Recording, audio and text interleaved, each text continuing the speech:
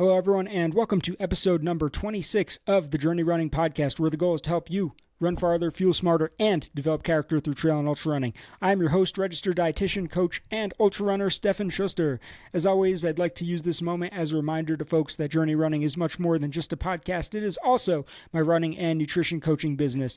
So if you or anyone you know is looking for a coach to work with or a registered dietitian, you can reach out to me on my website, journeyruncoaching.com, or email me directly at journeyrunningsllc@gmail.com. I am still accepting athletes for the 2026 season, and I would love to work with you. Also, it would really mean the world to me if you could take a moment to rate, subscribe, and review the show. You can also leave comments on podcast episodes on platforms such as Spotify now, which is pretty cool. These actions are small, but they are not trivial. The engagement that you guys provide the show goes a long way in helping more eyes and ears get on the Journey Running Podcast, and I really do appreciate it. And also, whenever you leave a comment or a 5-star review, it makes my mom very proud. So please do that. Thank you. Anyways, this episode will be coming out, I believe, the day after Christmas. So happy holidays to everyone celebrating this year. I hope that everyone is enjoying their food, their quality time with family, and also I hope that you all got a bunch of new shoes to log your miles with for the year. Well, that and race entries, right? Also, if you're looking for a late stocking stuffer, please do make sure to rate, review, and subscribe to the podcast. If you do so, I'll actually send you a free Journey Running buff. I still do have a few left for people, and I would love to get those out. Thanks to those who have taken the time to tune in and who already, rated, subscribed, and left a review for the podcast. It really does mean a lot to me. I really can't wait to get a few more buffs out. I think I just sent out like 11 yesterday. So, yeah, stoked to get a few more out. I'm also really excited for today's episode of the podcast. Today we're having on TJ Harms-Synkiew. In this episode, we talk about a variety of subjects, really, everything from trail work to timed events to backyard ultras, sustainability as an athlete in the sport, and more. I think it was a really great episode, and I'm excited for everyone to hear it. So without further ado, let's welcome TJ to the show. All right, and welcome to the show, TJ Harms-Synkiew. I hope I said that correctly, actually. You did, yeah. Welcome to the show, TJ. It's really great to have you on, and I'm excited for what I think is going to be a really great conversation about ultra running today. TJ, I know you're an ultra runner, and we originally met actually at the local Runners Roost here in Boulder, Colorado. There's a run club every Wednesday night, so shout out to the Runners Roost Wednesday Run Club. Really great time over there for anyone who lives in the area. But I know at the time you were living in Boulder. I think if I remember right, you were living out of your car, traveling the country, running trails, doing things like trail work.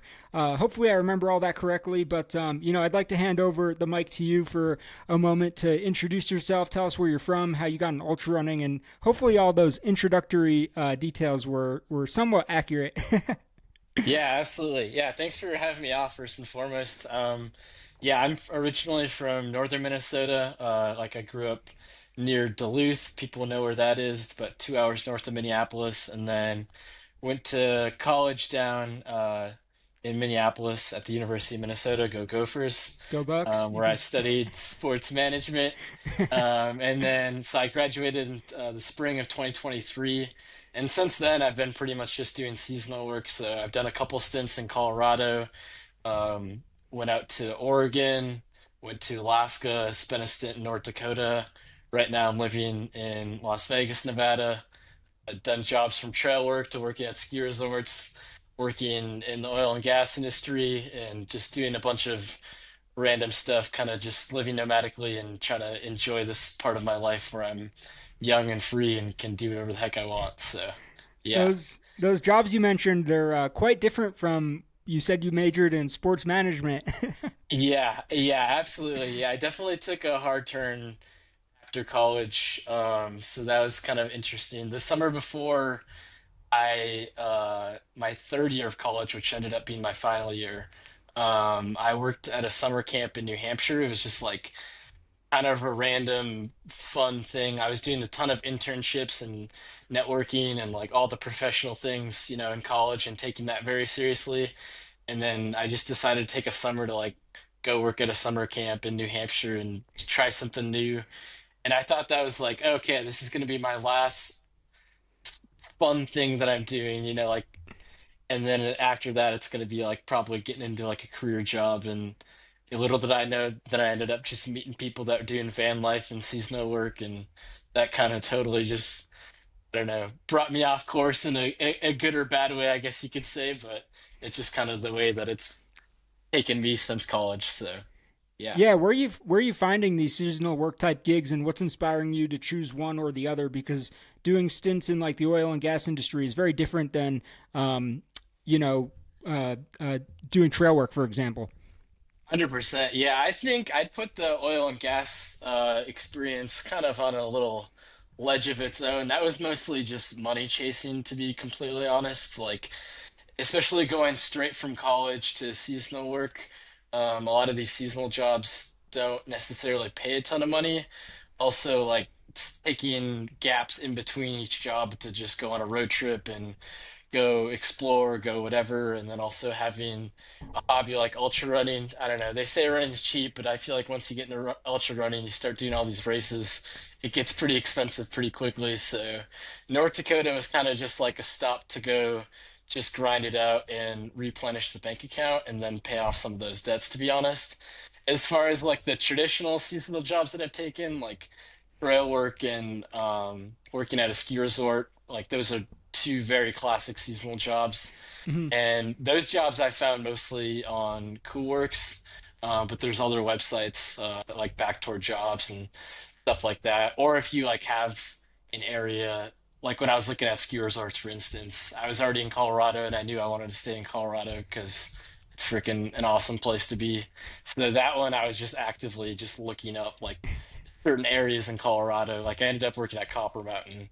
So I was just like looked at, jobs at Copper Mountain or jobs at Winter Park or jobs at Crested Butte or whatever. So Hell that's yeah, kind of been that. Yeah. I think Copper is the coolest. I think it's my favorite ski resort that I've been to in Colorado Mhm. so far, and it's also pretty dope that the Colorado Trail runs like right through the resort too. Yeah, it's super cool. I just love that area of Colorado too, to be honest. Like it's great. What's been your favorite job of like the seasonal jobs you've had so far? Ooh, I think my first seasonal job, like, kind of just holds a special place in my heart. That was the right after college. I worked with Rocky Mountain Youth Corps. They're based out of Steamboat Springs, Colorado. Oh, But like cool. every week we were doing different projects and such, and that was like my first summer actually being in Colorado. Like I'd kind of spent a lot of time like fantasizing, like spending a longer, like I'd been to Colorado before, but never like really gotten to experience it. So that was like my first time like really getting to explore Colorado, and just like the people I met during that summer. Like most of my friends now, like I met that summer, to be honest. Mhm. It was just like a super like special summer for me in just like a ton of ways, like getting to see Colorado, getting to meet a lot of cool people. That was like the summer I got like into trail running and ultra running. So it's just like there was a lot of good nuggets for me that came from that summer. Yeah, that's awesome. I remember I discovered Colorado in high school. I think I was like after winter track, it was just a thing where all of the people on our team would just ice our aches and pains. I don't know what that says about our training back then, but I remember one day I would often like ice my legs just to hang out with the team, even if nothing was bothering me. And one day someone told me he had just like gone to Colorado to ski, or he was doing something with his family, and he told me about it for the first time, and I went home on my little, back then it was an iPod touch, because iPhones were that was super new, nobody had one back then. Hmm. So you had to go home on your iPod touch and scroll, and I remember seeing pictures for the first time, and I was like, wow, I'm going to live there one day. But it's cool because there's few things it feels like in life that really live up to your expectations, and Colorado as a state is one of those that actually does. It's just an amazing place to live. But yeah, tell me more about like your time in Rocky Mountain Youth Corps. So like, what exactly is that? What's their mission? If I had to guess, it's probably trail work and restoration. I'd love to hear you talk more also about like what really goes into building a trail, because I don't think that most trail runners are doing trail work on a yearly basis. And when you consider the fact that we as a population use them quite heavily, I think that that's kind of disappointing. I try my best to go every year, every other year to do it, but I'd love to hear what that's been like through your eyes. Yeah, 100%. Yeah, I guess starting off with like the first point and just like trail work in general, that was one of the reasons why I wanted to just experience trail work at some capacity, and what got me interested in it is because I didn't really start hiking or any of that really until into college, and then I like started backpacking and hiking more. And honestly, I would just complain a ton about the trails. Like there'd be like trees on the trails and like all this stuff, and I'd be like, what the heck? Like this trail should be perfect. Like I would just get all pissy about it. And so that was like kind of like, I don't know, if you're gonna bitch about something, then you better be part of the solution, is kind of like my thought.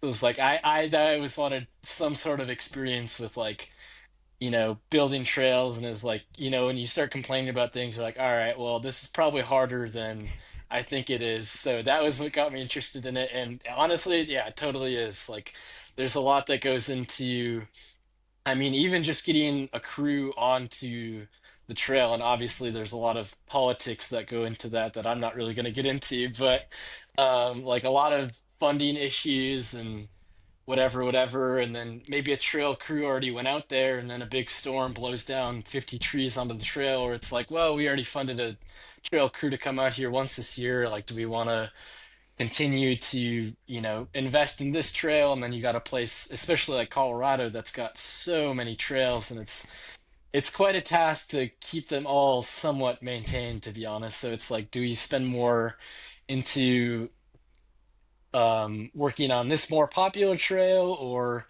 how much love is are these trails that maybe don't get as much traffic, but we have like a lot more locals that spend time on these trails. So there's a lot that goes into even like getting a trail crew on the trails. And then as far as trail work itself, yeah, definitely just like a lot of work, and also it's a lot of slow work. So from building a trail to yearly maintenance to, like I said, a storm comes out and washes something, like washes out the trail, it needs to be fixed. A lot of trails, you know, started as not even trails. Like look at 14ers, for instance, and a lot of them were just from like minor routes, and they're just like really outdated trails, and they didn't no one really designed them to be the way they are. There's just like a bunch of people just kind of started taking the same path up the trail. And then now in modern day trail work, you look at like the way that trail is, and you're like, oh, that's not a very sustainable trail. So we got to make a whole reroute now, and then say F that trail, because that trail is like just going to continue to get washed away. So there's just a lot that goes into it from that side. And then my work Mhm. this last summer, I was working with Colorado 14ers Initiative, and we were working, in the Alpine zone, and that just gets into like a whole nother can of worms. With you're just working with these, in these boulder fields, and if you want to build a trail through boulder fields, well, you got to move all those boulders. So that obviously takes a ton of time to move all those safely, and then also get them set in a place where it's like, okay, is this trail going to survive an avalanche? So there's just a lot of things to think about with that. But yeah, it's super cool work.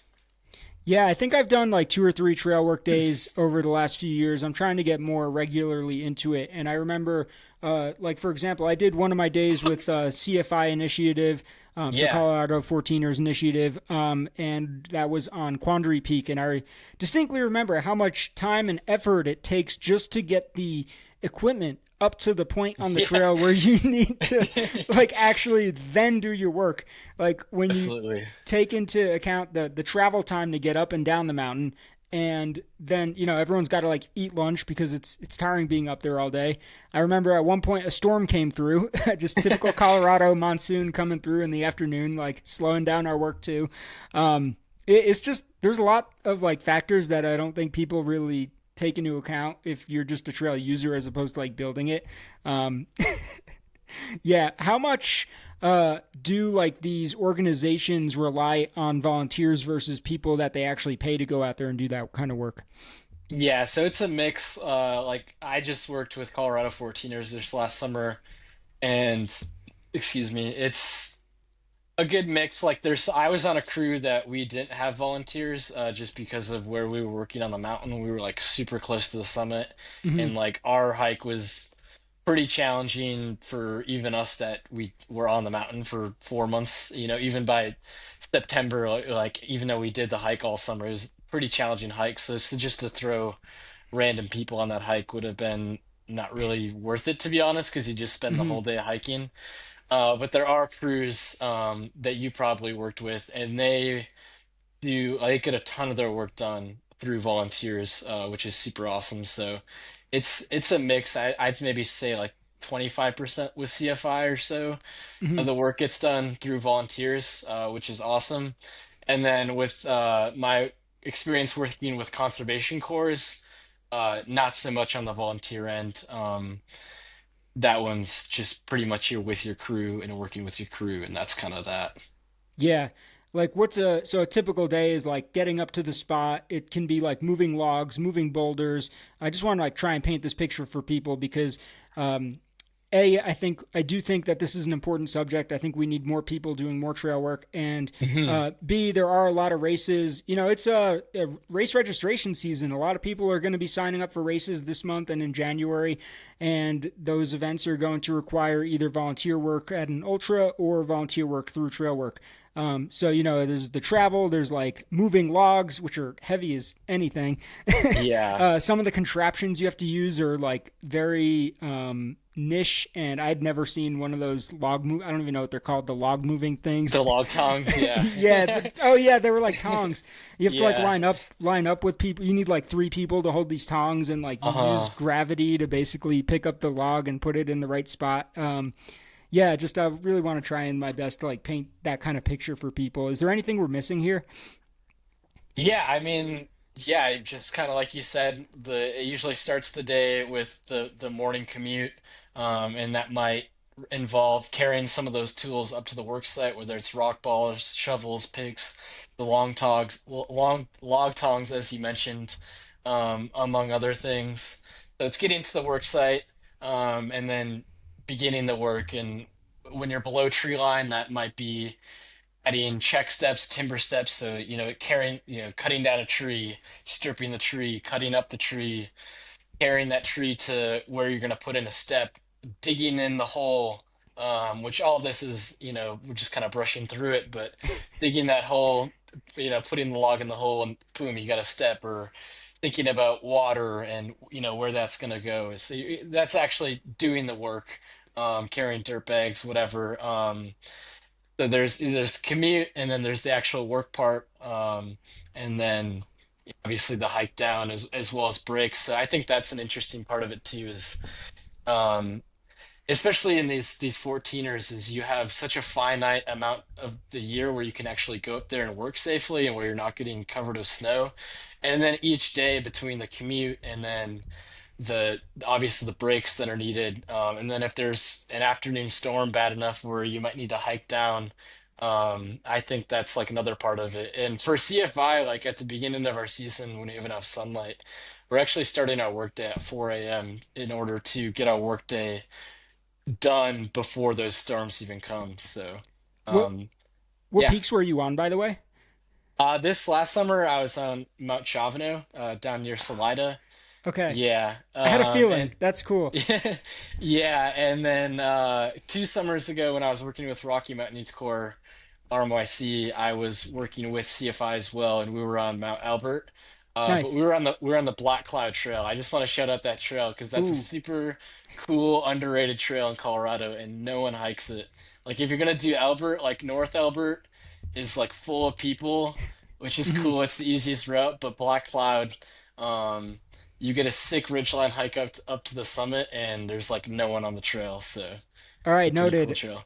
I've done Yes. I've done this Elbert like 5 times, but most of the time it's been the standard route, and then I've done the what would it be the south east slopes? I Yeah, think is the alternate, but I've yeah, never they done call the it Black South Cloud. Albert. Yeah, Yeah. yeah, All right, I gotta go check that out, dude. How is it? definitely. How is that Chavano project coming along? Because as far as like a trail runner, I feel like for years people are like, "Oh, it's going to be open next year. It's going to be open next year," and I feel like I've heard that for like 5 years now. I don't know where they're getting that information from because it was set out to be a 5-year project, which is probably why you've Uh, heard that for 5 years. okay. So we just finished up, or it was meant to be a 6-year project actually, but we just finished up year 4, and Wow. next year will be the last year. But the reroute is actually open right now. We opened it this past summer.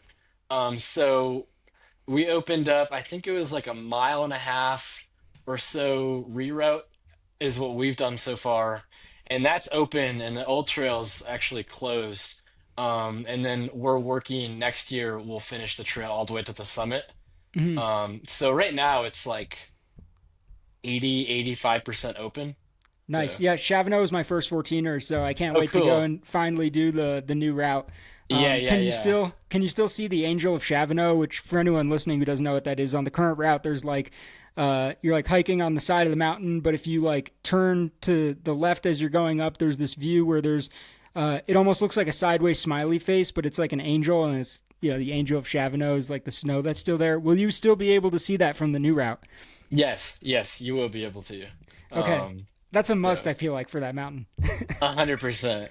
Yeah, for sure. Is that going to make it easier to get over to Tabugua? Um, Tabawash. yeah, sorry, Um, I don't even know how to it's pronounce it. well, yeah, that one. I don't- everyone pronounces it wrong. Not necessarily easier because you still have to go over Shav, and so you have to summit Shav, go down, and then go back up to summit Tab. Okay, yes. So it doesn't necessarily make it easier. And unfortunately, just as we mentioned with like hiking to the work site and whatever, there's like nowhere to camp also between Shavno and Tabawash. Mhm, So unfortunately, from the summit of Shav to Tabawash, there's never gonna be a proper trail mate. Like if you do the hike, and like anyone who's done the hike is like seen like there's kind of a trail, but it's really not mhm. that good. Because there was never a trail made there, and unfortunately, the trail will never be made there just because it's inaccessible pretty much. Yeah, for someone listening, basically you have to summit Mount Chavano to get over. We'll call it Mount T. Yeah. I used to call it I used to call it Mount Tabaguchi, Mount Yeah. Tabaguchi, just for the hell of it. Yeah, Uh, but yeah, it's because you have to like summit the 14 Chavano, and then you have to dip down, and then you have to go over. I imagine getting a trail crew over there is. It makes sense why that trail was not as buffed out as the Chavano part was. Exactly. Okay, I didn't know there was just no trail work that had ever been done over there. It's amazing how if you have enough users on a trail, that a trail can be made without any trail work. So I'm actually very interested to ask you, what are your thoughts on social trails? And we might have to bleep out the answer because I know there was recently a trail runner who got in trouble for using one of those with the law.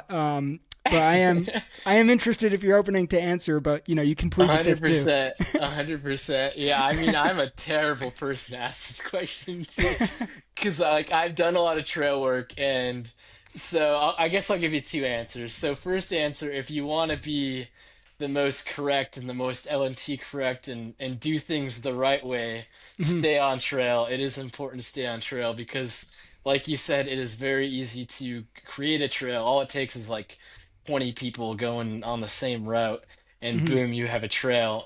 But if it's not made by a trail crew, it's probably not gonna take a lot of things into consideration. And if people start using that route versus the trail, then one, you're creating more of an impact, and two, if people start taking that route over the standard route, then it's like, well, we just wasted a lot of resources on that, and mhm. then that trail is probably just gonna be unsustainable. Um, as a trail user myself, I don't always follow that rule, to be honest, and I totally understand and do myself where it's like you're just on an adventure, and sometimes you're like, oh, I want to get over there, and Mhm. maybe there's not a trail over there, and you just want to explore it. So, I Yep. I asked that question for a few reasons. First of all, yeah, living here in Boulder, there's just a lot of social trails. So for someone hmm listening who doesn't know what that is, just think of a trail that's created by enough people walking in a certain path, even though it's not technically a trail. That's what that's why it's a social trail because it's made by the larger gathering of people using it. But yeah, I asked the question because in Boulder there's a lot of those, and the best argument for using a social trail that I have heard, I think, is just that, like, think of an artist and so, like a painter on a, like, who's painting on a canvas, as an equivalent to a trail runner on a mountain, just trying to weave their way up and down the mountain as eloquently as they would like to. So I feel like that made a lot of sense to me when someone told me that once. But the other reason I ask is because there are famous routes like Nolan's 14, for example, which is running the 14 Swatch peaks. Most people exclude Holy Cross from that. All the peaks that are essentially outside of, to the west of Leadville and Buena Vista and Salida. And if you're doing Nolan's 14, the whole purpose of it is to go the shortest distance. And to do that, you have to go off trail. So that was, why I asked, because it is a very pertinent question in the ultra running world, I think. Yeah, and I think for like those routes that are like there's not a trail there and there probably will never be a trail there, I feel like it's a little bit more harmless. I think people from the trail working community maybe get a little bit more upset when it's like, oh man, we put all this time, money, energy, and resources into like making this trail and like no one's staying on it. Like so it's frustrating from that point. But Yeah. yeah, I think there's two sides to that coin. Like as I'm a trail worker and also a trail runner and someone who doesn't follow the rules, so like I totally get that. Yeah. For anyone who's listening to this, you should look up the case of Michelino Sinceri, and then we'll leave you with that as the final thought. Yes, super intriguing. But we've been talking for shit. We're coming up on like 25 minutes. We haven't even really talked about ultra running. Yeah. So much for an ultra running conversation. But I mean, all this is very pertinent, I think. I would love to hear. So you were saying that you got into trail running, ultra running, when you first came out to Colorado. Is that right? Like, walk us through that journey. What was your journey like from being I like to use the word plebeian, just like a normal person, just like a normal person who doesn't run, to somebody who ended up in this very niche sport. Yeah, I mean, my running experience prior to that summer was I did a couple years of cross country in high school.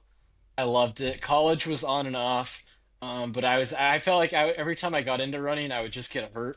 Like I would like immediately get into running, get hurt, immediately get into running, get hurt, or like I was in college, so quite frankly, sometimes I just had other priorities, whether they were um, good things or maybe not good things. Hey, I Um, understand. Don't worry. yeah, yeah. So there was definitely that as well. And then coming up to Colorado was just like super, I mean, super awesome on like so many levels. But one thing I thought was cool is like as I was getting into like my hiker journey, like I don't know, I'm like pretty fast walker, and like I always thought it was fun to like when I was going on my hikes, like oh, like I wasn't running them, but I just like oh, let's see how fast I can hike up this mountain or Mm, whatever. And then in like Colorado is like you're never like at least I was like never the fastest person on the trail. Like I'd be, huffing and puffing up this 14er and then all of a sudden here comes a 65-year-old dude running up the mountain and I'm like, what the heck? Like that was like so foreign to me, but also like super cool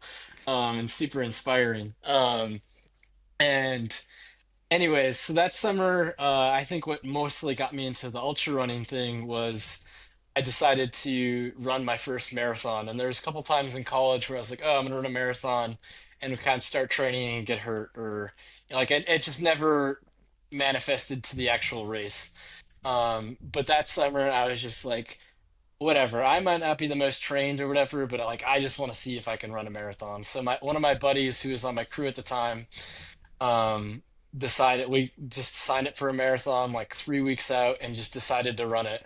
And it was a pretty easy marathon. It was in Aspen. It was like a net downhill. It was point to point, like minus 1,500 feet. So it was like pretty steady downhill, super friendly first marathon. So we both ran that, and like after doing it, like our times were like nothing fast or nothing like that, but it was just like, oh, like that was just completing that for me felt like very manageable, like very doable. I was like, oh, I wonder if I could do more, like And then at the time, I was also reading Goggins' first book, Can't Hurt Me. So I was like hearing his story about his first 100 miler, how he just did a 1 mile loop 100 times, and I was just like, like that'd be kind of interesting. So I found one of those before the marathon, and then immediately after I finished my first marathon, like within 2 hours after I had that good runner's high, I was like, fuck it, I'm gonna sign up for this 100 mile race and just lock myself in because once I pay for it, I know I'm gonna do it. So I did the marathon in the middle of July, and then that 100 mile race was like the first weekend of September. So like I don't know, 6 weeks or something like that after that.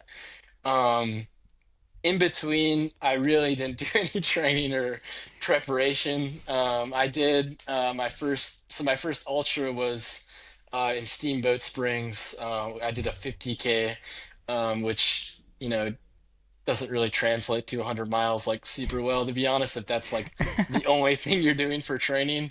So yeah, I did that first 100 mile race and it was freaking terrible, obviously, because I didn't train and I wasn't ready for it. Wait, what was the Uh, name of that 100? yeah, it was the American Heroes 100 run. American It was, Heroes. Okay. I got your ultra sign up here, but it's just I think over the years ultra sign ups just not they're not catching everything, so it's not on I there. I had know, no idea. yeah, I was a little disappointed because there's a handful of my races that aren't on the Ultra Sign Up, and that's one of them, which I'm like, dang, I'm like, that was 100 miles. Come on, Ultra Sign Up. But yeah, so that one, it's a super small race, so maybe that's why it doesn't sign up. Like that year, there were 8 of us that were like started the 100, and only four Mhm. of us finished. Yeah, this super small race in Longmont, Colorado, so just a little bit away from Boulder. But yeah, I became friends with the race director. Like I'd shout out that race. Like it's pretty cool. Like first time, like 100 and they have 24 hour and a few other distances too, but just a flat 1 mile loop. Um, but yeah, that race went terrible. I remember I was like struggling really early. Like at mile like 13, I was like feeling weird things, excuse me, like in my foot, and I was like, dang, like I've, gone on like 20, 25 mile hikes. Like my foot shouldn't feel like that. And it was just kind of like, I don't really know what it was because nothing really came after it. Like I didn't have any injuries. It was kind of just these things that I was dealing with, or maybe it was just me trying to come up with excuses to quit. And like at mile 50, I was like super, like I was very set on like stopping at 50. Like at mile 45 to 50, I think took me like those 5 miles took me like 2.5 or 3 hours or something like that. And I was moving the whole time. Like I Mhm. didn't take a break. It was like my moving pace was just like that slow. And the whole time, like when I was slugging through this miles, I was like, okay, I'm gonna quit. And that was my mindset. But I was like, I gotta at least get halfway through. And then the mile 49 to 50, the race director like walked a lap with me. And then he's like, all right, we're gonna like get you a quesadilla and make you some ramen. So I sat down, took a break. And honest to God, the only reason I didn't quit is like, how am I gonna look this man in the face after he just did this nice thing for me and tell him that I'm quitting his race? So I was just like, screw it. So like after that, my mind shifted of like the cutoff was 30 hours, and I was like, think my first 50 miles took me like 17 hours. So I was a little behind on the cutoff, but I was like, okay, I might not finish, but I'm going to 30 hours. Like, no matter what happens, I'm going to push myself. And if I get cut off, I get cut off. And I didn't even really focus on like finishing anymore. I just kind of finished on like, I'm just going to do my best. And for Mhm. me, like that made like a huge difference. I ended up finishing in 28 and a half hours. So it was pretty ugly, but I finished. And then after that, probably the year, because that was September of 2023. Yeah, like the year and a half after that, like I had like up until like this last summer, like I had zero interest in ever doing a 100 miler again, to be honest. Like I did it's like some 50Ks and 50 milers, and I was like, I'm okay with that. Like I'll just like kind of coast my way through this. Like I'm probably not going to do 100 again. And then, so my plan for this summer is like, okay, I'm gonna do 100K. That's gonna be like my big thing for this summer. And I did that at the end of June. But working with Colorado 14ers Initiative, there's my buddy Anthony that I met this summer, and I was telling him about how I finished 100, and he was like, "Oh, like that's super cool. Like I should do 100." So I started talking him into doing his first 100, and I'm like, "Well, am I gonna tell him to do 100 and not do it with him, you know?" Hmm. So then we found a race that had 100 that was affordable because most of them are just so dang expensive. Or in Colorado, like, if you're looking at races in June, starting in June for the summer, well, most of them already filled up. So Hmm. we're kind of struggling to find a race. But we found this one in Loveland that was just like a loop race. And then as I was going to sign up for the 100, I saw there was a 200, and I was like, oh, shoot. I was like, that looks scary. I was like, I feel like I could probably figure out my way through 100, but I was like, the 200, like, I'm not so sure. So I ended up signing up for that and then completed that. And then that's kind of like just giving me like a whole new wave of confidence, to be honest. So that's my Yeah, long-winded you're answer. well. Before we move on, talk to me a little bit more about like what's that new wave of confidence feel like for you? Because I remember what it was like to feel like. I remember what it was like to finish my first 200, and man, was it a euphoric high after that for like a full month, I would say. And then even after that first month of, I would say it's more of like an emotional high. That after that came just a really big sense of longer, lingering confidence in oneself. But I'm interested to hear what that was like on your end.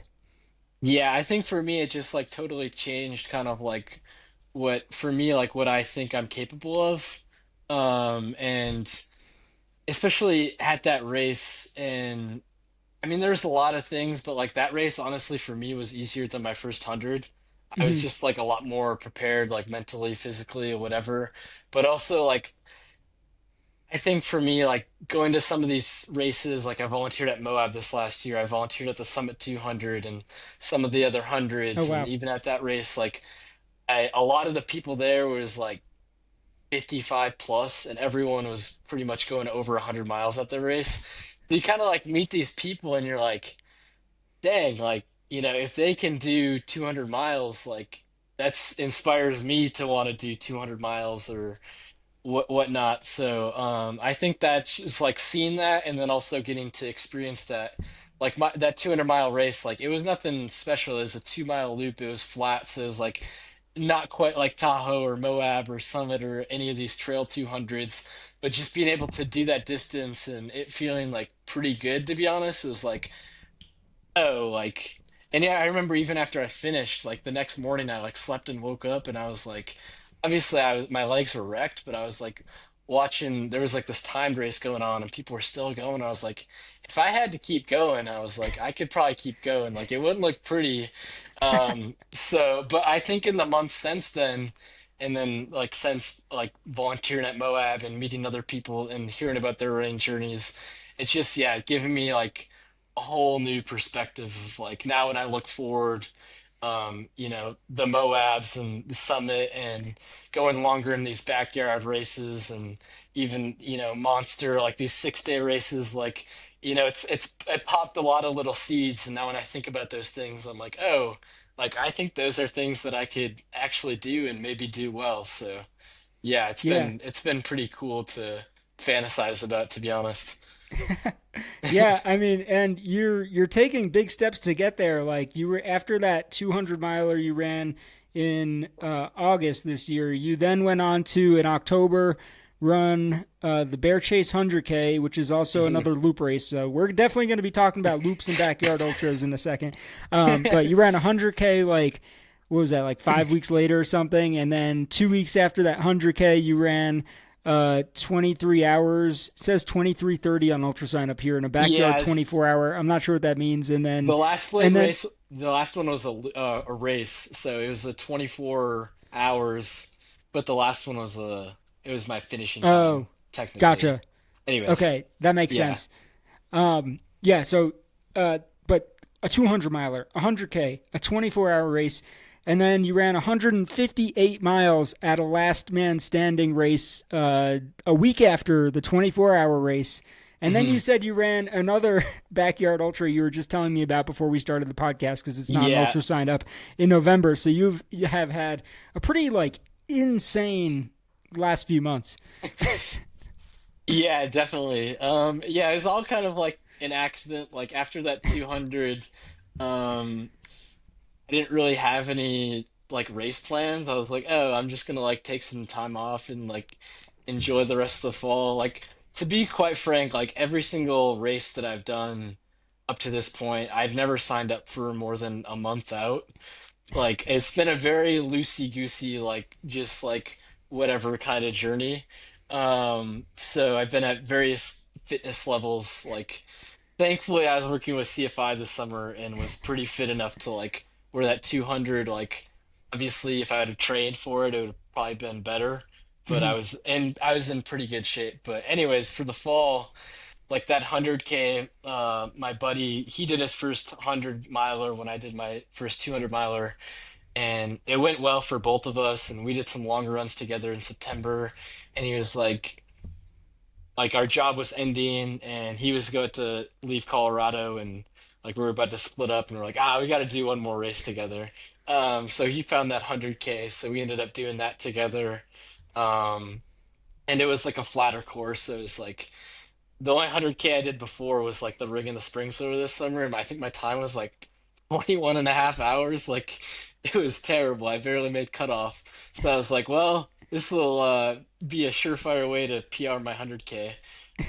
So I that was kind of fun to do that. And then after when we were in Moab volunteering for the 240, we're like we found this race in Salt Lake, which was that backyard, the 24-hour one.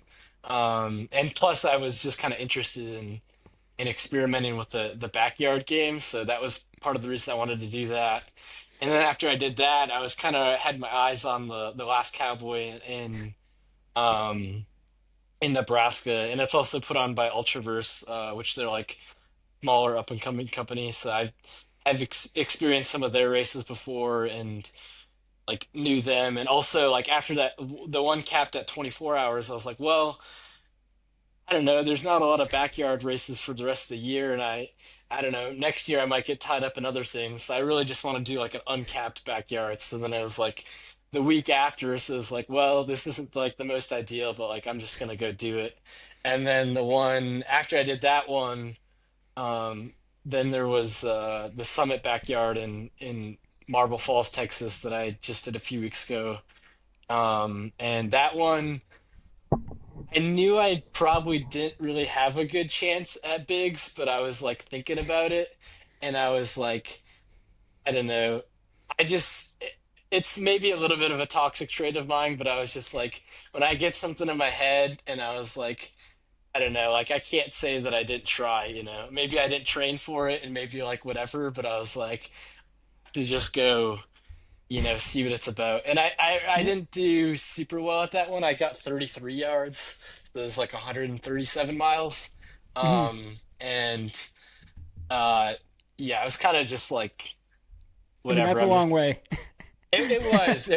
I was like hoping I for don't know like if you I don't know if you know this, but a lot of people don't like driving that far. that's true. That's true. Yeah, I think for that one, I think I set myself up for failure a little bit with like doing all those races before, not like having a good training, like not really going into that one even like healthy. And then my goal for that one was like bigs or bust, which was just like a Hmm. ridiculous, What obviously what is it? naive goal, but yeah. I have to know, what is it about these loops and these and the backyard ultras in particular that like has really you talk about these races with so much passion. I've only done two timed events, and both were courses that were like somewhat loops. I say somewhat because like both of them were put on by like Human Potential Running Series, and Yeah, basically yeah. there's like the Endure 12-hour, and then there's the Stories 15-hour I've done. But the thing is, like both of those races, they have like a fixed starting and finishing point, but it's Right. not like you go out and you run one loop. They have like 5 different loops that are 5 different distances, and you like vary what terrain you're on. But you're doing like the same loops over and over. I know you mentioned like you were inspired to run your first 100 because of David Goggins' book, and that's how he ran his first 100. But what is it about like that style of racing that appeals to you so much? Because you've obviously continued to do them since that first 100. Yeah, I definitely have done. I mean, it's kind of an accident. At this point, I've done like all of my 100 plus mile distances have been loops, and then some that were less than those distances have also been loops. I think the biggest reason for me at this point is they're just logistically very easy. Mm-hmm. And especially like with how like little effort I put into like planning ahead of time of like, oh, I'm not signing up for these races like Mm. months and months in advance where I can be like set up a crew. It's like a lot of them like, okay, I'm gonna do the race and then I might have people there to support me and I might not. Mm-hmm. So from that like perspective, it's just like super easy to like you just throw it a lawn chair, throw it some food, and like boom, it's like super easy to figure out that way. And then I don't know, I think some people like just get turned off by the loop or they just don't really like it. I don't really have a problem with it. Like I can run the same loop, the same circle, like over and over and over, and I don't necessarily get bored by it. And I think obviously, like I said, the logistics can be a pro. And I Mm-hmm. think in addition to the logistics, like I think I don't know, I'm kind of a jabber when I'm out there. Like I really like socializing with people when I'm running. So it's What kind of are fun because what's that?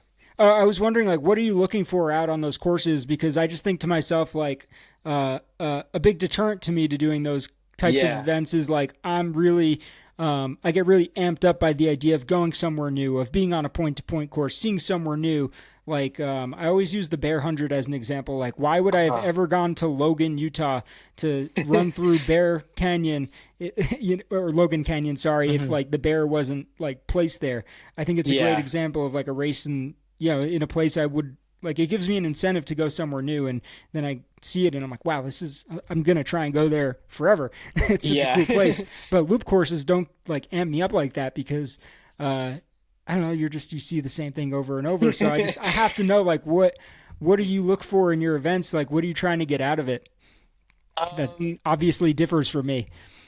Yeah, I mean, for that first 200 and my first 100 too, it was just like I'm attempting a new distance and not confident that I can even hit that distance. Hmm. So, like, if it's a flat looped course, like that is from a physical standpoint, the easiest way to achieve that distance. Hmm. So I think that's part of it. Yeah, I mean, scenery, you're not going to get too much, to be honest. It's not as adventurous or feel like you're exploring a new area or a lot of them are just like in a park, so you're really not even getting too much into nature. Hmm. So there definitely is those elements. Yeah, like I said too, like there's like the social element too, which is kind of like a fun part for me. And for better or worse, you're kind of like always surrounded by people during those events, so it's real easy to link up with other runners for a couple laps and like get to it's just like I don't know, it almost feels like speed dating, you know, like you just get to talk to like I mean in any race you can talk to a lot of people, but those races like the person who's first and the person who's last like get to see each other a bunch, you know. So That's a good point. there's in that way I think it's really cool. You kind of just build your own little community out there, especially for those longer races. So I think that's a appeal. But I mean, at this point, now that I've accidentally done like a handful of these looped races, I'm like, I don't know. I like reflect on it and I'm like, dang, I'm just like the loop guy right now. Like I need to go out and do some of these like longer, like actual, longer trail races. So that's The my plan next for next year is to just like do longer trail races. One to prove it to myself a little bit, and two also to like get a little bit more adventure, and explore a little bit because just like you said, I definitely love. Um, even just going on a longer trail run by myself, just getting to the solitude and being in nature and getting to explore. And even when I travel, like going on like a longer trail run is part of the reason I like traveling. You get to just explore new areas. So Your next two yeah. races should be like Javelina, which is 5 20-mile loops, and then you should go to and then you go do like Cascade Crest, which is like one singular 100-mile loop. Yeah. What Yeah. for real though, like what how do you feel like your mindset has to change when you're on in a timed event or a backyard ultra compared to on like a fixed distance kind of course? Because I feel like a way I would look at it, and maybe this is just me being pessimistic, but I feel like a lot of people, including myself, would be there, and you're at a random mile marker like 68, and you're like, well, the I could quit right here, and Yeah. like that must be fairly tempting, I would think, especially when you're at another like random mile marker like 153, like. Yeah. Well, yeah, thankfully I haven't done any longer timed races yet because that one 24-hour one was backyard format. So you Mhm, still had to do the loop every hour, so that kept me on pace. mhm, But like you said, like in those longer timed ones, I would think I might have the same problem, but I do plan to do those in the future. And I think my plan, having no experience, so this is just kind of riffing it, but like I've always thought about that same thing. I feel like having like a fixed goal distance and like I feel like you got to be really like disciplined with like going into it. Okay, this is my goal distance, and when I'm at mile 68 and I'm like, oh, I could go take a 3 hour nap. It's like, well, then I'm not going to hit my goal. So, mhm, but I feel like it can be similar with even the fixed distances, where maybe you have a timed goal and it is ultimately like up to you, like even for you when you were trying to go sub 24 at Western and Leadville, it's like mhm, you were very, you know, fixed on that. And that's probably what pushed you through a lot of those moments where you could have just stayed ahead of cutoffs and slowed down at certain points. So I feel like in that way it can be comparable. mhm. Yeah, that makes sense. I think like when you're focused on the cutoffs, it almost adds a layer of stress. I'm so stoked to go back to Western States in like 10 years when I finally get in again, and not think about time at all, because it was like a super fun and fulfilling experience. But at those races, there's mounted pressure. I think Western is in like its own bucket because you really only have a handful of shots to make it worthwhile. And like, how many of those shots are you going to go in with a great training cycle, injury free, and all that stuff? So, yeah, that's when I think of like Western, that's some of the stuff that pops out to me. But yeah, no, it's interesting to like hear your perspective on all of this because I have not done really a whole lot of if you count those 12-hour and 15-hour events I've done, it's not much. But like the backyard ultra though, I want to talk about that for a Hmm. second. So just so I understand correctly, because this is an area of ultra running that I don't have a lot of experience in, is every Yeah. single backyard ultra the same? It's like 4.2. I think it's like 4. I wrote it down here. 4.167 miles. Is that like the distance of every single backyard ultra out there? And what's the process? Because you said you were trying to qualify for Big's backyard. What does that look like for you?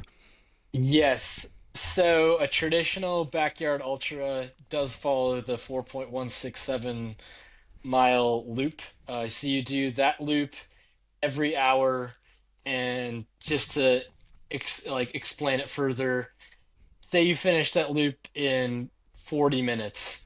You can't Mm-hmm. start the next loop until the top of the hour. So you get 20 Right. minutes to rest or eat whatever you want to do. But you can get in at 40 minutes, you can get in at 58 minutes. As long as you get in before that hour, then you're good to start the next loop. And they're very strict on that one. My last one that I did, I didn't finish I finished the loop in an hour and 2 seconds. So I was 2 seconds off. I timed out. You're done. You don't get to start the next loop. Oh man. Um, yeah. Um, so that's kind of the format of it. And then There are other ones that aren't like, super duper official backyards. But they like there was one just one in St. George that I volunteered in, and that was a 6 mile loop in an hour and a half. So that one was like technically still a backyard, but Hmm. a different sort of spin on it. So they do have other ones. And then they had one in Vermont they just did, and that one was, I forget what the vertical was on it every hour, but it was a 2 point something mile loop, but they got like an insane amount of vert. And the format of that one was every 24 hours they summit Everest. So they get Oh, 29,000.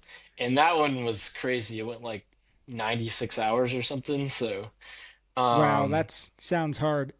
yeah, so there are different spins on it, but the traditional format was created by Lazarus Lake, who's like he's the inventor of the Barkley Marathons. That's a lot of people know him for, but he also created like this backyard format. So Big's backyard is in Lass's backyard in Tennessee, and they do that. So they have world championships. So they do a world team championships, and then they have an individual championships, and that alternates every other year.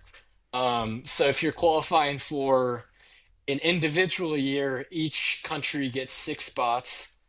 So if you're the top six, you get to run, and then they also have like an at-large list of like the Hmm. top 25 who are outside of that. And then for that, I'm a little less familiar with because I was going for a team year. So 2026 will be a team year. So that's what I was going for. And each country gets 15 spots, and nine of them, I believe, are determined by, they're called silver ticket races. Hmm. So if you win one of these silver ticket races, regardless of your mileage, then you get an automatic spot at Bigs, and then there's six at-large spots. So if you went to one of these events and say the winner, we had two runners run over 300 miles, like, that second runner is probably going to get a spot because then there's those six at-large lists. So even if they didn't win one of those silver ticket races, they can still get spot on the team. So. Gotcha. Yeah, and then just to clarify too, another important detail of the backyard is that you do that loop and you just keep going until there's nobody left. Well, until there's one person left, and they do one more loop than everybody else, and then that's how they win. So And then there's nobody left. yes, and then they win and it's over. But there's Yeah, it's no been cap on pretty the race. wild. Like, just Yeah. seeing how far people are going in the last few years has been pretty nuts. Man, I forgot how far Harvey Lewis went the last time he ran bigs. It's like upwards of 300 or 400 plus miles now. Man, Yeah. I met him at Badwater, and Oh, cool. he was Biggs like the week before Badwater or 2 weeks before. I can't So remember. he did the Dead Cow Gully backyard, which is another big backyard event in Mhm. Australia. He did that one 10 days before Badwater. So I asked him at the end, I was like, how did you toe the line for Badwater, knowing you had just run 300 miles in that backyard ultra, like, Yeah. yeah, 10 days before, like you were saying, yeah, starting Badwater? And he looked at me in the eyes and he said, I just pretended. He said, I can't quote him. It was something along these lines, though. It was, I had to pretend that it didn't happen. And I was like, bro, you're either like the master of compartmentalization or you're insane.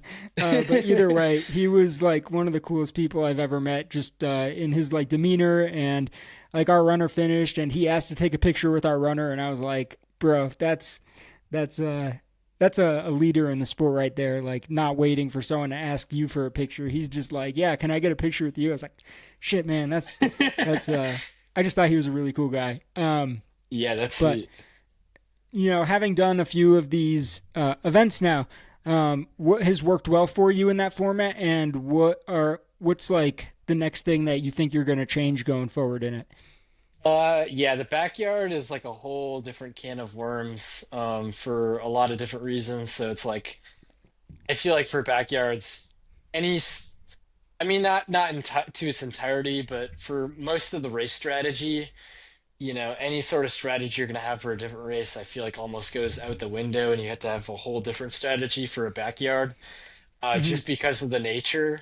Um, so figuring out like what you want your average lap time to be, trying to sleep and figure out issues in these tight windows, because even if you run like a faster loop and get like 40 minutes, you only have 20 minutes to figure shit out.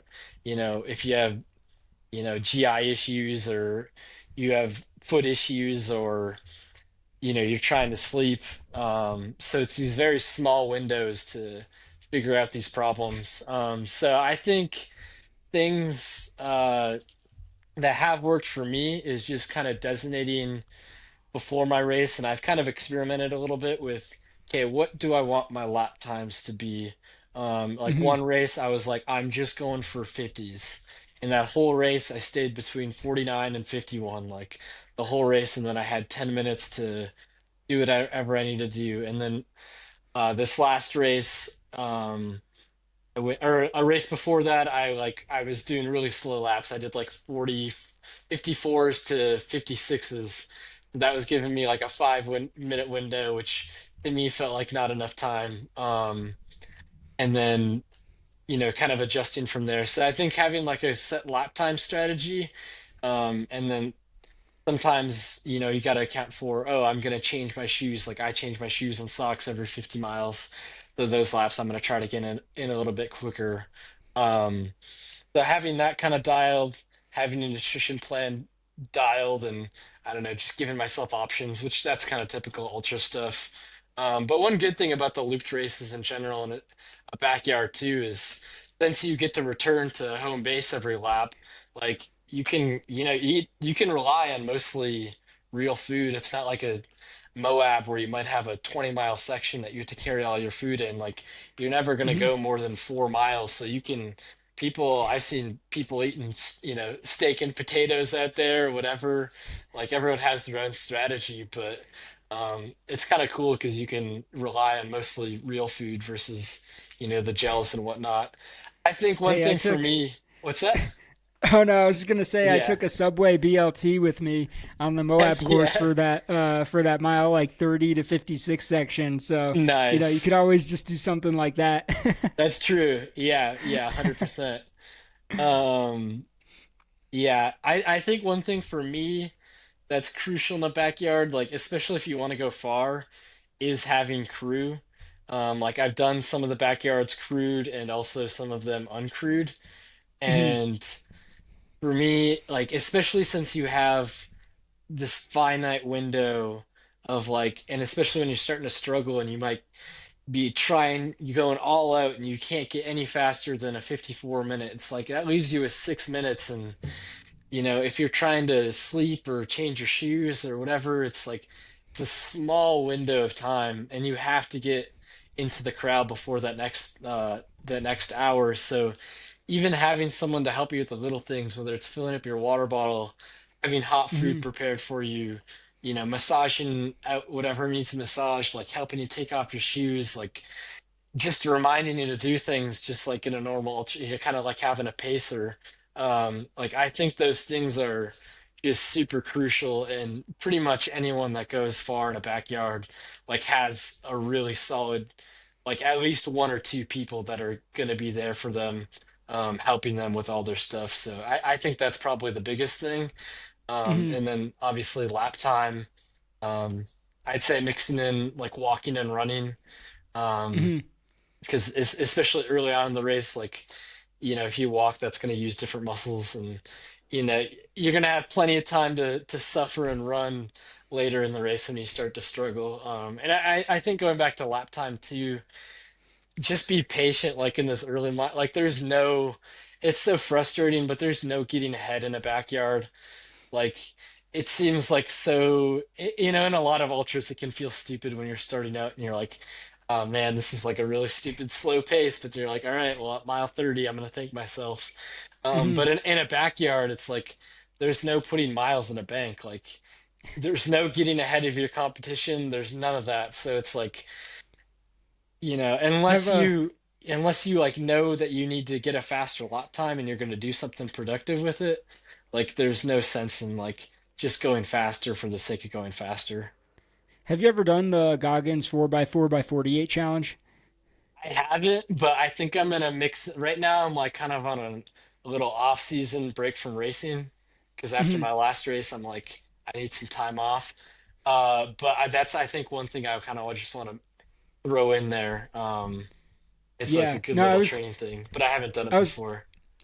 I was wondering because I did that like a few years ago. I don't think I've done it since like 2020. Hmm. Yeah, I think I did it like 5 years ago. Shit, time Okay. flies, man. Yeah. Anyways, I bring it up because I remember like the hardest part of it was not the running itself. It was giving yourself enough time to be able to live your life in the 3 hour increments that you have in between your laps. So for Yeah. someone who doesn't know what this challenge is, it's run 4 miles every 4 hours for uh, 48 hours. So you run, what is it like? I forgot how many miles you end up doing, like 52 miles in like 48 hours or something.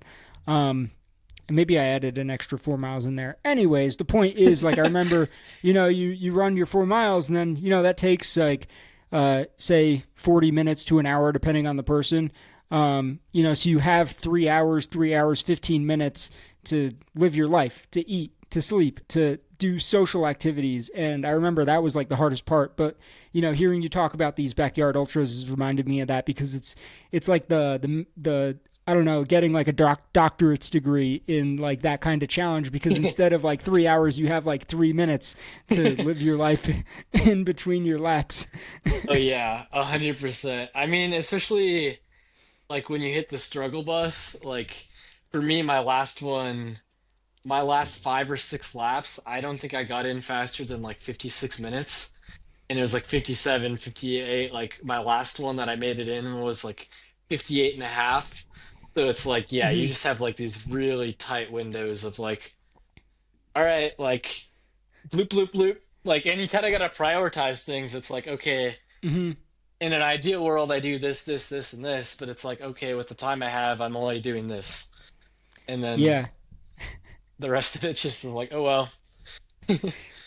Well, speaking of time, I know we're over the hour mark now, but I did have a few more questions I wanted to make sure to ask you about, and I'm Yeah, happy of that you course. actually, foretold almost like what my next question was going to be. It was because I did see your Instagram post where you talked a bit about like being burnt out after such a huge fall that we already recapped it before. A lot of 24-hour or 100-mile plus efforts in the last few months.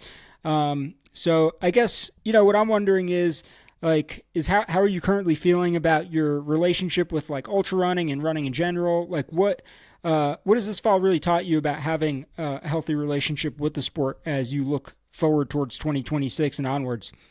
Yeah, I think this fall I definitely just kind of and it wasn't for I mean like I just kind of had my foot on the gas pedal and a lot of it Mm-hmm. was out of the nature of like fun. It's like there's all these races and you just like naturally when you get into it you just like want to do them all.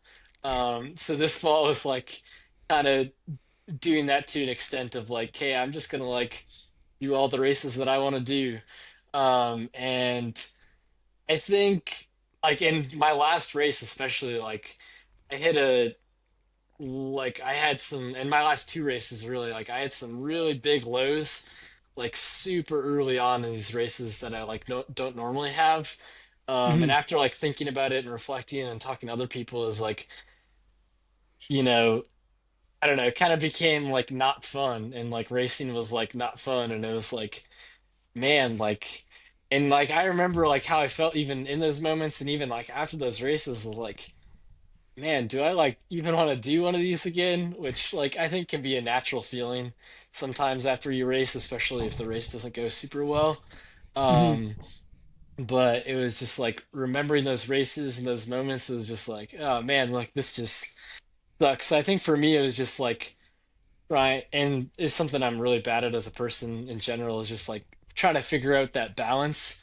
And I think that's something I'm just gonna continue to have to work through. So I think this fall was just kind of like, at least for me, like some people could probably race that much and be just fine, but like at least for me, it was just going a little bit too much off the deep end, and it just hitting to the point where it wasn't fun. And for me, like that's just something that is always my number one goal with like ultra running is, and just running in general is my number one goal is fun. Like I have these, goals for the future and, want to do all these races. But ultimately, if it's not fun, then for me, it's not worth it. And I would rather live the rest of my ultra days being a back of the packer and having a blast than like being competitive and it being not fun. So that's kind of like my mentality. And then also for me, it exposed a lot of things. Um, and like these are really simple, obvious things. And I knew that I like there's things that I could be doing better, but I was just like, like whatever. I'm young, it's fine. Like you know, I don't need to do these things, but like things like Like you strength training and things like lifting and even like putting together like a good plan together and even like planning my races out more than, just a couple weeks. Like really simple things. But it's like, okay, like those races were exposing a lot of holes, both like mentally, but then also like physically, where I was like, like for one, like my hip flexors, like they just like killed me my last like couple races because they were just like super tight and weak, and I was like, yeah, I've done no core work, no strength work in the last like few years, so it's like, yeah, like that's gonna increase your like chances of getting injured. So now for mhm. me, it's like kind of going back to the drawing board, and it's like okay, maybe I don't love doing those things, but like I love running. And if I want to continue to run and if I want to run at a higher level, like those are just things that are non-negotiables. Like I have to do these things if I want to continue to enjoy running. Yeah, welcome to getting old too. No, I'm just I'm playing. But like for real, I think you hit the nail on the head with that one. Like the only way to be sustainably in this sport is to do, unfortunately, a lot of things that you don't like doing. Yep. It's called I like to call that discipline. Discipline, I don't really think because a lot of people will tell me over the years they're like, Stefan, you're so disciplined. You get in your miles, and I'm like, it's not really like discipline. If I'm doing what I enjoy, like I just don't agree with that as a definition of being disciplined. Is not just getting the job done. Discipline to me means like doing the things that you don't like, but that you have to do in order to make what you love to do possible. Because if yeah, I mean that's actually what discipline is. And these days, like leading up to any major race on my calendar, any 100, any 200 miler, like man, you can ask my roommates over the last few years because I've moved a few times, but you can ask all of them. Like I put in like hours, hours. I can say that super honestly and confidently into like the amount of time that I do PT. I do PT for my shins. I do PT for my hamstrings. I do PT for. I'm adding in some more quad work. I do PT for my hips, and like all of those routines are like I don't bullshit it. Like they're 30 to 60 minute routines every single time I do it, and that those get done every single day for like pretty much 4 weeks leading up to every single 100 that I have. So if you're running a few hundreds a year, like that comes out to like 3 months of your year. You're spending an hour a day doing PT. Like it's not sexy work, but like if you want to have a great career, that's what you got to do. I mean, I'm sure there's people that don't need to do it and like they get away with it, but I think most of us need to put together some sort of plan that's, maybe it's not an hour a day, but maybe it's a half hour a day leading up for like a full month. Like most of us need something is the point. Yeah, 100%. And I like what you said too at the beginning about being disciplined. Because I would definitely say up to this point I've been an extremely undisciplined runner, and that doesn't mean like, and people that I know like would probably totally disagree with that because they're like, "Oh yeah, you're getting these miles, so like you're doing all these hard things," and I'm like, "Ah, yeah, because those are the fun things that I want to be doing." Right. Yeah, but it's like exactly what you said. It's like the things that you don't want to be doing that you need to do. Like I agree. hmm Like that's totally And what discipline is. everyone's got to do it. I'm sure that like most people who pick up a guitar they don't do that because they want to like learn chords and scales. Like they do it because they want to be like Slash, you know. And the same thing goes for like rock climbers out there. They have all their like little exercises. I see it in those documentaries. Thing goes for cyclists, I'm sure, and any an artist or whatever you're doing. There's always stuff that you have to do that you don't like to do if you really want to be like good at what you do.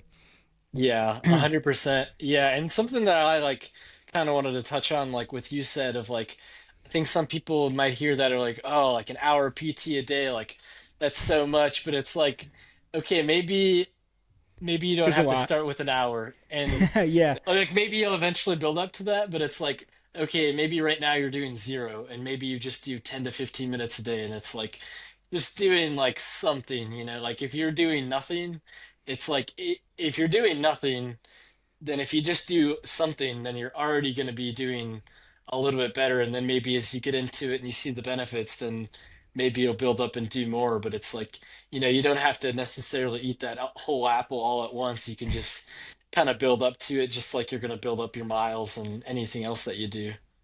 Yeah, and another to build off of that, I would even go as Yeah. far as saying like everyone's routine to be a disciplined athlete is going to look different. Like the reason that I've developed my routines is because we'll go back to the bear 100. Like I did that, and I had shin issues, so there I went to PT. I got routine number one. I go to like Cascade Crest. I have a knee issue. It's like, oh, it's not. Most knee issues are not actual knee problems. It's like, oh, your hamstring is tight and weak on this side, so now you got to do that. And that's how they build over time. So what works for me and what my body needs is going to be different than what somebody else needs, because all of our bodies in a mirror might look symmetrical, but they're not. And like somebody's strengths and weaknesses are going to be different than mine, which means that they will need uh, to have a different routine. Sure. Just is what it is. Yeah. Well, TJ, I want to commend you for a few things here. First, I want to commend you for living life on your own terms. I think it's really cool hearing your story. We didn't really know each other too well before today's conversation, but I'm happy that we were able to do this. It's been really cool hearing like your evolution and insights into different parts of the sport that I haven't really talked to many people about, like the backyard racing, the mindset that goes into that, the like 24-hour style racing. We talked about like trail work, just a lot of things that I don't think I've talked to people on like this show about. So I think it's been a really fun conversation. But yeah, also just like I want to commend you for making the time to like adventure and challenge yourself on your own terms, and also give back to the world of trail running through the trail work that you've done. I think that's amazing. Yeah, Um, yeah. I appreciate it. I got a few quick questions for you Yes. before we head out of here. But first of all, I'm wondering, what does 2026 look like for you? Yeah, 2026, I'm still piecing that together. More of a plan than I normally have. The only one that I'm officially signed up for right now is the Bighorn 100 in Wyoming. Ooh, nice. So yeah, I signed up for that one like a month ago, and I was just like, oh my goodness. I was like, I just signed up for a race like 7 months out. I'm like, I don't even know where I'm gonna be in life, but fuck it, we ball. There you go. And then I put in, I saw that you got into Crazy Mountain. Congrats. Oh, thank you. It I sold out in like 3 minutes, and it my did. timestamp was 5:02 or 6:02 a.m. Yeah, I saw yours was 602. Mine was 603 something. And so I'm like number 18 on the wait list. So I'm hopeful that I'll be able to bump into the race. That's what I'm hopeful on. And then Hmm. um, Leadville, I volunteered a bunch. So I'm hoping that I'll be able to get into that one as well. And then a lot of other ones are kind of maybes. So Uray's on my radar. If I don't get into Crazy Mountain, Creed is on my radar. Just, Um, bro, sign up for a Rocky Mountain Slam with me. that I mean, I did a whole that'd be episode fun. on that. Yeah, I haven't listened to that one yet. But yeah, and then there's that one. Bighorn, Run Rabbit Run. I still need to sign up for that one, but I'll be signing up for that one pretty soon. Um, and then a couple other maybes, like Zion's a maybe, Javelina's a Mhm. maybe. So next year for me is yeah, it's the year of the 100. I'm like super interested in these like 200 plus mile races. And I think that's more where my strengths lie as an ultra runner, especially if I want to be a little bit more competitive. Hmm. But at least for me, I haven't done any trail hundreds yet. So I'm like, at least for myself, I'm like, I need to take a year because there's so many cool hundreds out there to just do a small handful of them and then get some more race experience under my belt. With anticipation that I'll probably venture out to the 200 plus mile distance after that, Hmm. or maybe not. But yeah, I definitely this year I just wanted to take the time to do that, and then I might throw in one backyard, because that format Just for the hell of it. it's Yeah, you it's got it's it. just so You're intriguing to me. So I had got to do if another you one. don't if you don't have like a trail name, it's got to be something to do with like loops or backyards. The backyard man. Just like That's a funny. spin-off on like I'm thinking of like the Doors Backdoor Man. You Yeah. could be the backyard man. It's I'm a hilarious. backyard man. Anyways, um, second to last question for you. So this is a new question I'm starting to ask people on the show because this is the Journey Running podcast. I was wondering, what is a journey that you have been on in your life, whether that's a journey run, a race, or a life event that's important to you, and what did that journey teach you? Yes, I'm glad I listened to your last episode, so I was prepared for this question. Awesome. Um, I'm just going to answer this one super broadly, and it kind of just sums up everything that we've talked about. But Hmm. pretty much just kind of my journey that I've been on in my adulthood so far.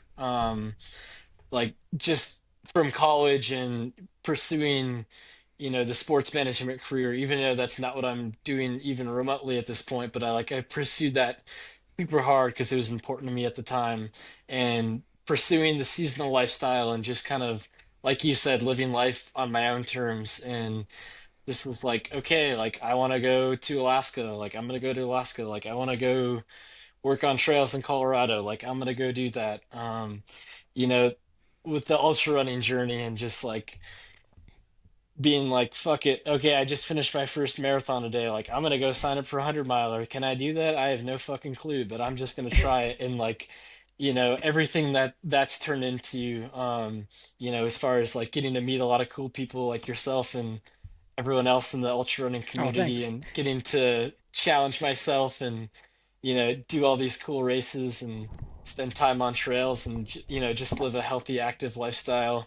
And just kind of as I navigate um, through this period of life where I just like, to be honest, like I don't really know what the hell I'm doing. Like I'm just kind of making decisions that I want to make, and trying to think about the future, and hopefully it all works out, but just kind of taking it one piece at a time and not being afraid to take those chances. So I think that's kind of one journey that I'm on right now and is ever evolving. And you know yeah. Yeah, I mean you're 23 years old, so you got a lot ahead of you, a lot to look Yeah, forward to. hopefully. Uh, well, my last question is just, where can people find you at if they want to follow your journey? Um, yeah, where's the best place to do that? It seems like you're pretty active on Instagram. Is that the only place? Is there others? Like where are you posting your life updates at? Yeah, mostly Instagram right now. And I had been trying to get a little bit more active on social media and just kind of posting mostly about ultra running. So yeah, my handle is my last name, which is Harms-Synkiew, which I would just look at the episode title to spell that name out because I know it's long and confusing. But yeah, Harms-Synkiew is my Instagram handle. And that's the main way to find me right now. So Awesome. yeah. Well, thank you so much for taking your time to be on the show, TJ. Really appreciate you. Yes. And yeah, I can't wait to do this again sometime in the future. We got to catch up on your mountain hundreds after next year's over. Oh yeah. Yeah. Thanks for letting me come on. Hello, everyone, and thank you so much for taking the time to listen to today's episode. I hope you were able to come away with valuable information that can help you run farther, feel smarter, and develop character through trail and ultra running. If you enjoyed today's episode, please do remember to like, rate, subscribe to the show. I would really appreciate it, and it means a lot to me if you do. Also, if you or anyone you know is looking for a registered dietitian or a coach to help you crush your goals in 2026, you can reach out to me at journeyrunningllc@gmail.com or through the website at journeyruncoaching.com. Thanks again for listening, and have a great rest of your day.